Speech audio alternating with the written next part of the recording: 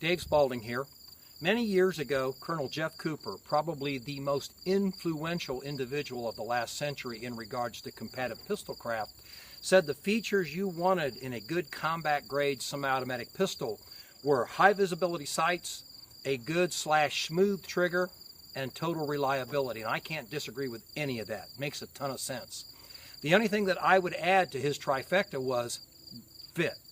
The gun has got to fit you. And at the time he made the statement, semi-automatic pistols that were popular weren't as plentiful. It was the 1911, the Browning high power, the Smith 39, a few things like that. But nowadays, we have a wide range of semi-automatic pistols. So getting something that fits you is incredibly important. Now, I don't hide the fact that the gun I carry every day is a Glock pistol. And this one is my handgun combatives package as designed or basically built by Bob Mazzaris from Templar Custom Arms. But do you need something like this to be a good pistolero, to be able to save your own life? Absolutely not.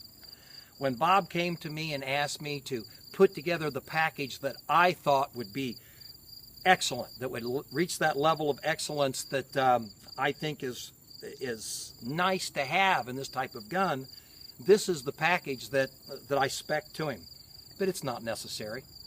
If we take the Glock as a platform, the only things you really need to do to this gun, change the plastic sights, put a different trigger connector in there.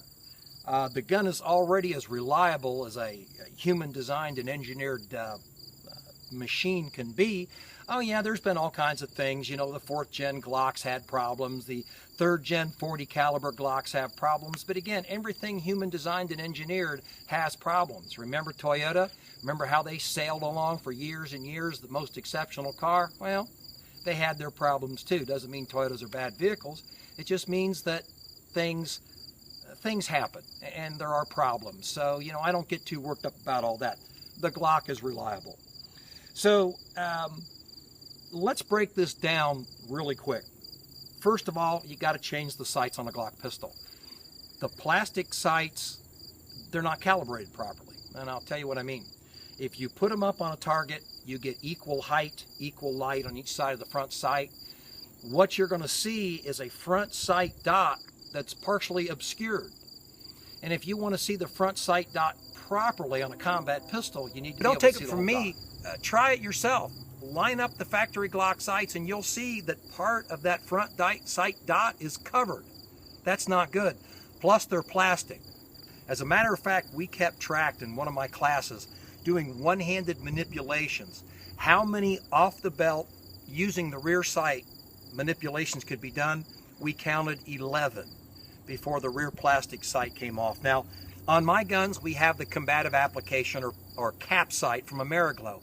But sights are an individual thing. You know, your eyes are different than my eyes. And so you've got to find the sights that work for you. Do I like my cap sights? Sure, but they're not the end all be all. I also like Heine sights a lot. As a matter of fact, Dick Heine's outstanding figure 8 sights are on all my 1911s. They're on one of my M&Ps, and I have them on an HK USP. I really like the crisp sight picture you get from a Heine sight.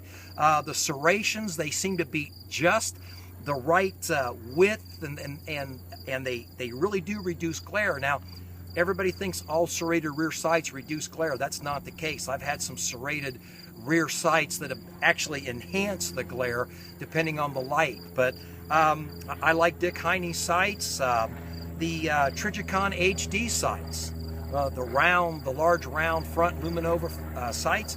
Those are good sights too. They take a dished out round rear with a round front, and now you've got a little bit better alignment than trying to put a round dot inside a square notch. So all of those sights are great. Use the sights that work good for you.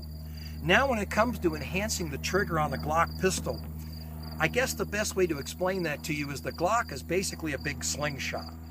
Those of you that are familiar know the striker has a tail on it. The trigger bar takes the striker back or firing pin. The trigger bar hits a connector, drops out of the way, and lets it slam forward. Again, basically a slingshot. At the time the trigger bar is going back and hits that connector, it actually hits a shelf that cams it down to release that striker. And when you're starting to press the Glock trigger back and you feel that little glitch, that shelf, that's what you're feeling. Probably the person that's done the most to try to eliminate that glitch is Arthur Viani from Ghost and the Ghost connectors. The original Ghost connectors, they took that angle and smoothed it out a little bit so it wasn't near as bad. And his newest connector, basically spearheaded by the Evo Elite, actually eliminate that. The downside of the Evo series is they basically make the reset a little bit longer. The reason for that is when you take that shelf and you take it out at this angle, so when it releases the striker, it's very smooth. When the tail of the trigger drawbar goes out and goes over that shelf, because of this angle, there's a little more reset in there. It bothers some people it doesn't. If it bothers you, then use something like the Rocket, and that'll give you a less amount of reset. So Arthur Viani at Ghost has done a great job on the triggers. They really make your trigger smooth. Now, if you want a drop-in kit, my suggestion is going to Jeff Wilson at GlockTriggers.com. Jeff takes factory Glock triggers, he polishes them, he smooths them out, he makes those things glide at a level that I just haven't been able to find anywhere else. And if you want to try to eliminate a little bit of the trigger play, try his Skimmer Trigger, where he actually takes this little wobble that's in the trigger right here and pins it back so you have a trigger face that's a little more straight up and down, so it's a little more 1911-like. It's not a 1911 trigger because it doesn't slide, but it's more 1911-like in the way that it performs. So GlockTriggers.com for that drop-in trigger. So that'll take care of your Glock trigger. Talked about the Glock sights.